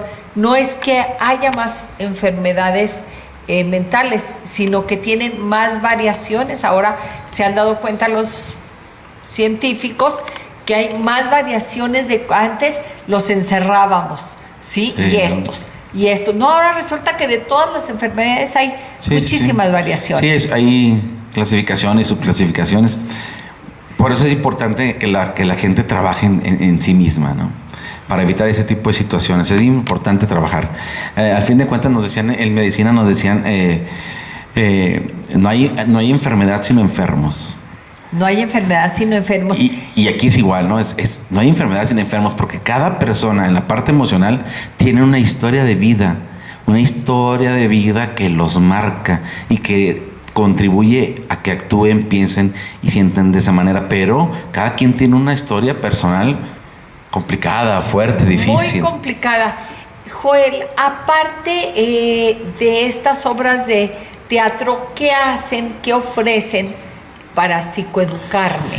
Sí, al final una vez que comentábamos que tenemos ahí la lista de las enfermedades, también ponemos ahí una lista de teléfonos, tanto en el ámbito público como en lo privado, para terapeutas, psicólogos, psiquiatras, psicoanalistas, etcétera, para que la gente también por ahí pueda tener información, si lo necesita, pueda buscar la ayuda. Al final de la obra hacemos una retroalimentación del tema, o sea, no nada más es sino hablamos una retroalimentación del tema con todo el público, hablando de la importancia de conocer las enfermedades mentales, hablando de la importancia de ir a terapia, hablando sobre todo del respeto por las personas con enfermedades mentales. Todo eso se hace al final una retroalimentación donde la gente todavía reafirma más lo que vio, invitándolos a que se acerquen a buscar ayuda profesional. Y eso es lo que hacemos con Psicoeducarte. Y bueno, cada quien ya, nosotros en nuestro consultorio, si llega gente de por ahí, público que desea acercarse, pues ya somos psicólogos, psicólogas que podemos atenderlos. Y bueno, eso es lo que nosotros ofrecemos en todas las obras que presentamos. Y ofrecen consultas por teléfono gratuitas. Dime cómo se manejan. O asesoría. A ver, sí, dime. Aquí por ejemplo la consulta pues no es gratuita porque no es como que yo pueda disponer del trabajo de mis compañeras. Ajá. Tienen un costo y ellas ya lo dan. Claro que un costo también accesible. También tenemos tanto en lo presencial como en línea. Es que eso iba en línea.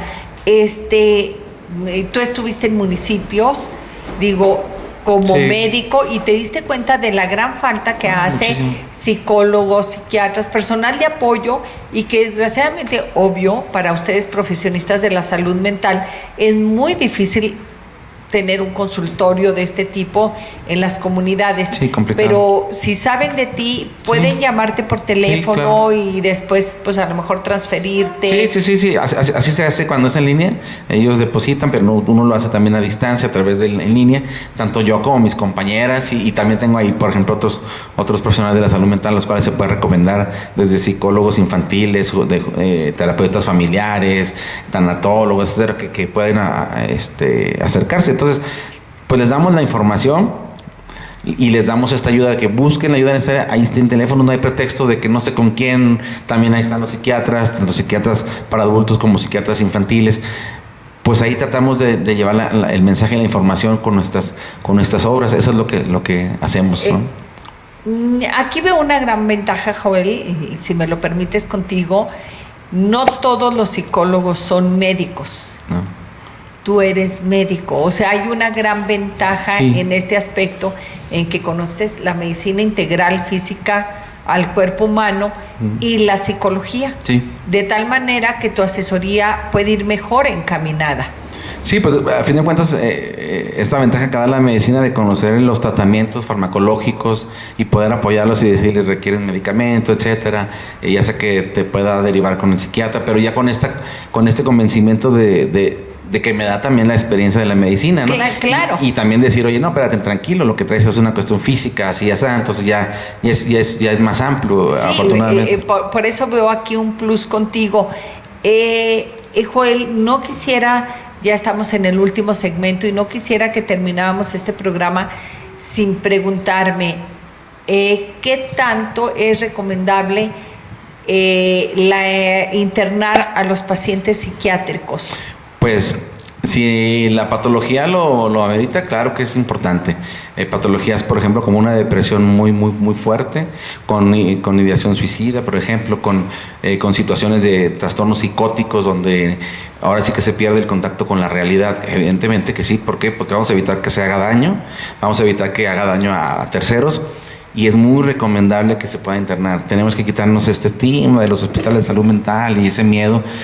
Necesitan también una estabilización a través de medicamentos por la vena, de tener un buen control, de estar pendiente de ellos.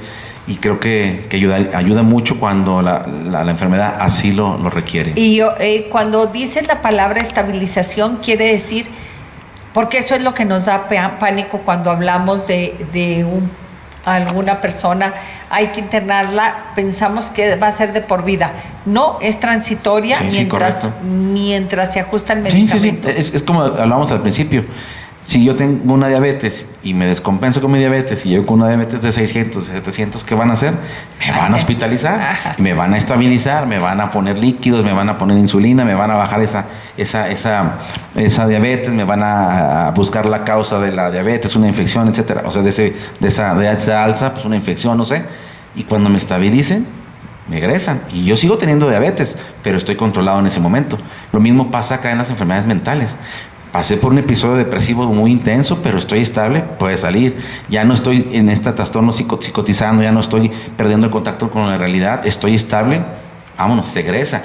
La enfermedad tal vez siga ahí, como enfermedades crónicas, pero controlado. Y cuando haya ese tipo de situaciones, para eso la hospitalización, para estabilizarlos. Entonces quitémonos ese tabú de que te van a dejar toda la vida, de que te vas a volver más loco, como dicen esa parte, que a mí esa palabra es lo que siempre les digo en el monólogo de Abismo de la Locura. Quitemos esa palabra de loco, loca, son enfermedades, hay que estabilizarlos. Entonces es recomendable cuando la enfermedad así lo amerita. Joel, y por otra parte, fíjate, cuando hablamos de Alcohólicos Anónimos, hay una referencia que ellos hacen, que un alcohólico daña a 16 personas a su alrededor. Y yo me pregunto, una persona con una enfermedad mental, ¿cuántas personas daña? Pues no sé el número de las personas que pueda dañar, pero imagínate una persona con un problema antisocial de la personalidad, una persona que no respeta los derechos de los demás, ¿a cuántas personas dañará?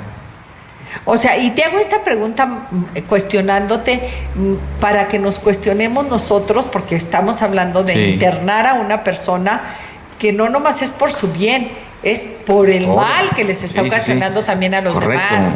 En la historia de Lucas Lorenzo, por ejemplo, una persona con esquizofrenia que esté allá afuera, con una pérdida del control, pérdida de la realidad, de alguna manera un comportamiento desorganizado, violento, pues que puede causar afuera pues daño, si no hay un control. Entonces, evidentemente que si tenemos un buen control de nuestras enfermedades mentales, vamos a evitar no solamente que se dañe a la persona como tal, sino que dañe a otros, a la familia, a los amigos o a la sociedad misma. Entonces, por eso es importante tratar nuestras enfermedades mentales.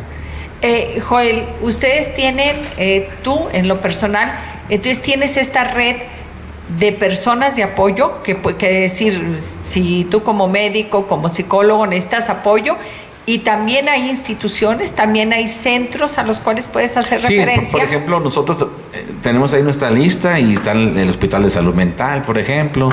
Está, por ejemplo, para cuestiones preventivas, pues el Instituto de Salud Mental o el CISAME, que es el Centro Integral de Salud Mental, que son para consultas de psiquiatría o de psicología. Uno deriva a las personas, ve allá, ve acá, para que busques ayuda necesaria. Igual, con mis propios compañeros a nivel privado también lo hacemos. Entonces, claro que en algunas instituciones tienen un costo que es mínimo, pero que vale la pena esforzarse. Creo que todos a veces gastamos en nada, dinero, en nada. ¿Y por qué no nos preocupamos por nuestra salud? ¿Por qué no le abonamos? ¿Por qué no le invertimos a nuestra salud mental? No, es que cobran caro, sí, pero no sabes del bien que te va a hacer. Entonces es importante entender esto. Dejemos de esos tipos de pensamientos que no nos ayudan a crecer. Inviértele a tu salud mental, porque le estás invirtiendo a que tengas una vida plena, con mayor calidad por lo menos. Tal vez la terapia no cambie lo que vives, no te va a evitar que tengas problemas a diarios. Lo que ayuda a la terapia es a enfrentarlos de manera más sana. Y Joel, también hay una situación que no necesito tener un diagnóstico, pero hay hechos. Sí, correcto. O sea, hay hechos. Hay alguien que trató de suicidarse, definitivamente necesita atención de terapéutica. Sí. Alguien que está depresivo, alguien que es invasivo. O sea, no necesitamos conocer más allá, simplemente si alguien, y lo digo porque podemos ser nosotros mismos o tener a alguien en nuestra casa. si notamos algo que se salga un poquito más allá de lo común, acudir. Sí, acudir. Yo lo digo en las reflexiones de mis obras. Nosotros somos como un vaso, y ese vaso con el paso de los años y de nuestra vida diaria se va llenando. ¿Y de qué se llena? De miedos, de culpas, de fracasos, de frustraciones, de dolor, de ganas de no continuar con la vida. Y saben que todo se vale sentir. Lo que no se vale es que ese vaso se llene tanto que llegue una gota y lo derrame. Y pasa eso todos los días. Llegó una gota, lo cortó la novia, adiós. Le quitó el celular la mamá y atentó contra su vida. Ese es el punto. Que tú dejes que ese vaso se llene y que una gota lo derrame, porque entonces no es la gota lo que lo llenó, es todo lo que se fue acumulando. Y a lo mejor nada, si lo vemos de uno por una gotita, valía la pena, pero se derramó. Se derramó. Y entonces, ¿qué tienes que hacer? Aprender a vaciar tu vaso. ¿Y dónde vaciamos ese vaso? En terapia, porque ahí es el lugar más seguro para poder expresar lo que sientes. Te digo, todo se vale sentir. Lo que no se vale es callarlo. Porque al fin de cuentas, si uno lo calla, va a gritar el cuerpo. ¿Y cómo grita el cuerpo? Depresión, ansiedad, adicciones, esto que está pasando todos los días de que la gente está atentando contra su vida. ¿Hay solución? Sí, pero tienes que enfrentarla. Y a veces enfrentarse a uno mismo es lo más doloroso y lo más complicado, pero es lo que te va a dejar un gran crecimiento. Así es que esa es la invitación para la gente, para los televidentes. Trabajen, porque todos, sin excepción, tenemos este vaso lleno. Aprendamos a vaciarlo. ¿Y dónde se vacía? En psicoterapia. Y más vale temprano que tarde. Sí, digo, correcto. Más vale que a mí me digan, mamá, eres una exagerada, he estado encerrada porque estoy estudiando o porque lo que quieras, y acudir a una terapia a que el día de mañana, híjole, porque esta frase, si yo la he escuchado mucho, tú la habrás escuchado más. Nunca me di cuenta. Sí. Nunca me di cuenta. Sí, se encerraba, no nos hacía caso, no quería comer con nosotros, pero nunca me di cuenta que fuera algo más serio. No, y en terapia lo vemos todos los días, y eso es lo bonito de la psicología, de la terapia, el insight que hacen las personas, que les cae el 20 y dicen, eso nunca lo había visto así. Pero eso es lo padre, cuando lo ves, tienes la posibilidad de modificarlo. Es como un espejo. Si tú te ves en un espejo, vas a ver tus imperfecciones y dices tú, ay, no me gusta la ceja, no me gusta esto. ¿Qué haces? Pues trato de cambiarlo. Y si lo puedes cambiar, lo cambias. Y si no se puede cambiar, como las cicatrices, pues entonces dices tú, pues agarro un polvito mágico y me lo desvanezco. No se borró, pero ya no se ve igual. Eso es la terapia también. Y la terapia no hay que tenerle miedo. No, absolutamente no, porque es un conocimiento para uno mismo. Es ahí donde uno va a hablar sin que se juzgue, sin que nadie lo juzgue. Aquí no hay juicios de valor si es bueno o es malo. ¿Te ayudó, te benefició o no te ayudó? No, pues lo quiero cambiar. Entonces trabaja. No lo puedo cambiar, acepta lo que no se puede cambiar, para que entonces ese ya no te dañe más adelante. Para eso es la terapia. Joel, y a veces también hay otro tema que nos hace así para asistir al psicólogo, decir, no, es que una vez que vas a apoyo psicológico ya no te sueltan y es por años. Y yo sé que tú lo has escuchado y que los pacientes te habrán dicho, oye, ¿cómo cuántos años voy a necesitar venir? Pues ahí la decisión de continuar con un proceso es de cada uno. Los pacientes van por determinada situación, y cuando tal vez arreglen su situación ya se dieron cuenta que se destaparon muchísimas más, pero ya cada quien tiene esa capacidad de decir, continúo porque creo que me estoy sintiendo mejor, porque voy a aprender. Y de eso se trata, de que no es que uno los tenga cautivos, sino que poco a poco ellos se vayan haciendo responsables de su propia vida, y que también nosotros queremos que ellos sean independientes, que un día puedan salir y, órale, a tomar tus propias decisiones, a tomar la vida como viene, pero desde tu propio ser, que tú no necesites de nadie para hacerlo, pero eso se tiene que trabajar, porque si estamos hablando de 30, 40 años que has vivido de una manera, pues no lo podemos cambiar en 12 sesiones. Así es de que también, ubiquémonos. Joel, ha sido un gran placer estar contigo, que estés aquí en nuestro programa. Ojalá podamos asistir a tus obras de teatro. Ojalá podamos decir sí, aunque sea para que me digan, no, usted tiene una locura tolerable para el mundo, no tiene nada, váyase, así está bien, ¿verdad? O sí tiene, pero es lo normal, porque también a veces eso es enfermedad. Pensar que mis pequeñas manías me están abarcando y están volviendo locos a los demás y volviéndome loca a mí. Yo creo que también para eso vale la pena ir. Sí. Para decirme, para como eso. Cuando vamos con un doctor y nos dice, no le haga el cuento, puede caminar bien, ándele. Camínele, las rodillas, cuento que le duele. Sí, claro, para que la gente se dé cuenta, conozca y explote todas sus capacidades. Joel, muchísimas gracias. Gracias a ustedes. Muchas gracias. Muchas gracias, Pilar, por la invitación. Aquí para ustedes, saben que este programa es por y para ustedes. Y gracias a Señal España, pero sobre todo gracias a ustedes que hacen posible este programa. Señal España presenta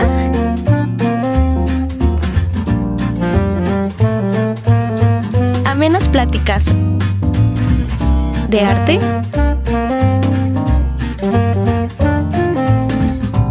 política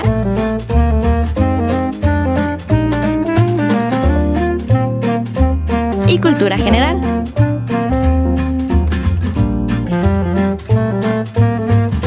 De la mano de Pilar Rincón. Bienvenidos a El Rincón de Pilar.